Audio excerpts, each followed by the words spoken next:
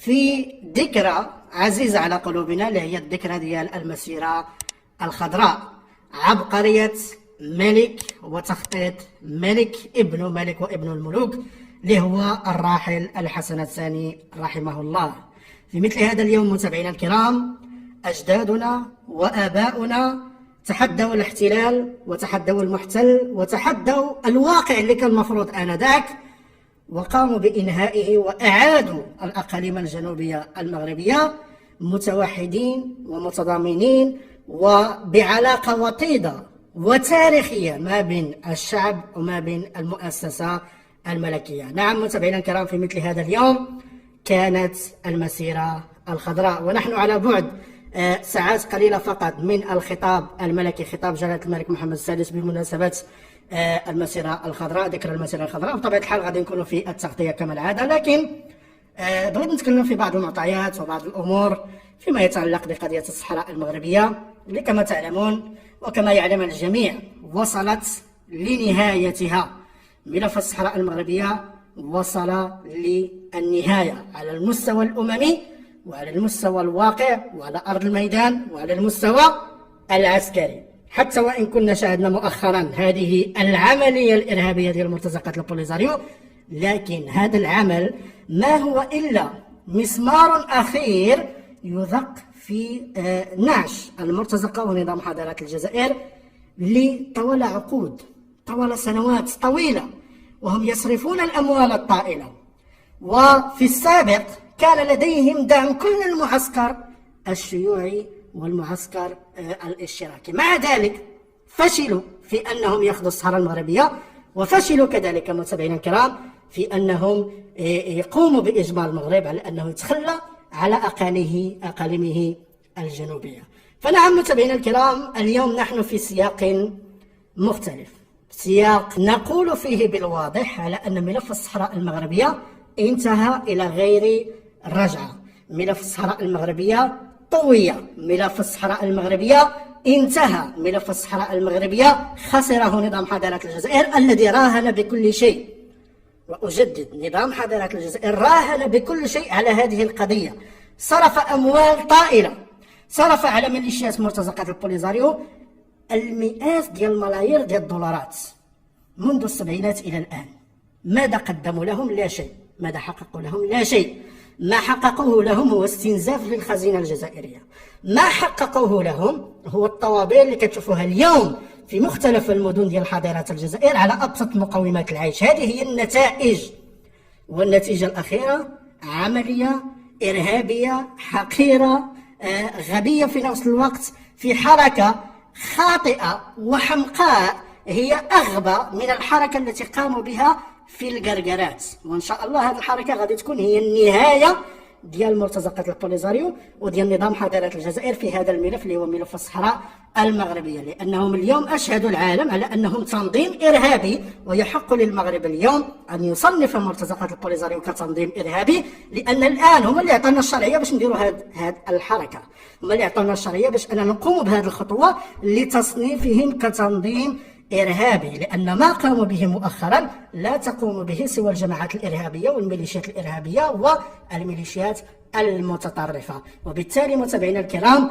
كما قلت سابقا، قاموا بدق آخر مسمار في نعش مرتزقة البوليزاريو، خصوصا بعد النكسات الأخيرة على المستوى ديال الأمم المتحدة ومجلس الأمن والاعترافات المتكررة بمغربية الصحراء، لدرجة حتى أن المستعمرة السابق اللي هي إسبانيا اعترفت بمغربية الصحراء، وراكم عارفين على أن نظام حضارات الجزائر مش قطع معهم العلاقات بسبب هذا الاعتراف.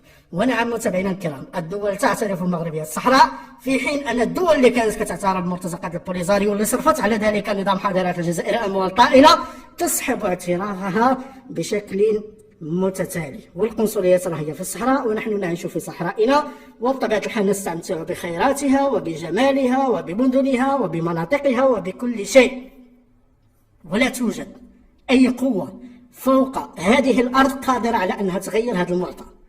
لا توجد أي قوة فوق هذه الأرض قادرة على أنها تغير هذا المعطى ديال الصحراء مغربية، وسوف تبقى مغربية إلى أن يرث الله الأرض ومن عليها.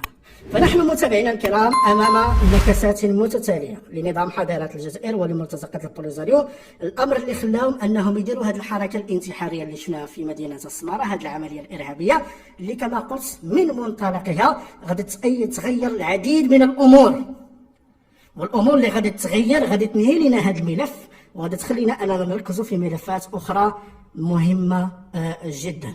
لأن قضية الصحراء المغربية يمكن حتى للأعمى أن يرى على أنه ملف منتهي، ويمكن حتى للأعمى أن يرى على أن نظام حضارة الجزائر خسر هذا الملف رغم أنه استثمر فيه أموال طائرة.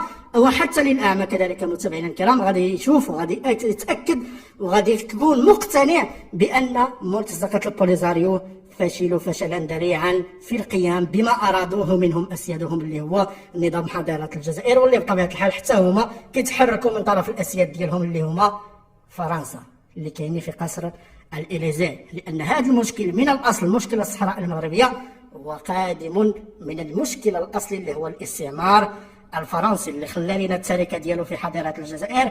وحضاره الجزائر بطبيعه الحال باعاز من المستعمر الفرنسي خلى لنا هذه المرتزقه ديال البوليزاريو، ولكن كلهم الى الزوال. فنحن أمة مغربية تاريخية، عندنا قرون من الوجود، عندنا قرون من الوجود. وهذه الأزمات اللي كنشوفوها اليوم ماشي الأزمات، هذه المشاكل الصغيرة اللي كنشوفوها اليوم أنا أعتبرها مشاكل صغيرة جدا بالمقارنة مع ما واجهته الأمة المغربية في السابق. هذا مجرد براغيث، مجرد بكتيريا، مجرد ميكروبات بالمقارنة مع الأعداء اللي واجهناهم في السابق. تذكروا واد المخازن، الزلاقة، الأرك، عديد هي المعارك والمواجهات اللي كانت بيننا وبين أمم عظمى ودول عظمى وممالك عظمى كان لها وجود كبير في التاريخ وكان لها أثر كبير في التاريخ، كما كان لنا متابعينا الكرام أثر كبير في التاريخ. فهذه الميكروبات الصغيرة، هذه الجراثيم الصغيرة لا يمكن بأي حال من الأحوال أن تؤثر على المسار ديال المملكة المغربية بأي شكل من الأشكال، لأنه كما ذكرت نحن أمة عريقة، حضارة عريقة، لنا وجود ضارب في التاريخ. وهذه المسائل بطبيعة الحال هي معطيات مهمة جدا لتؤكد وجودنا على أرض الواقع، ووجودنا في أقاليمنا الجنوبية لا يمكن أن يتغير بمثل هذه الميليشيات المرتزقة ديال البوليزاريو، ولا بمثل نظام حضارة الجزائر اللي هو نظام مصطنع بطبيعة الحال من طرف الاستعمار الفرنسي.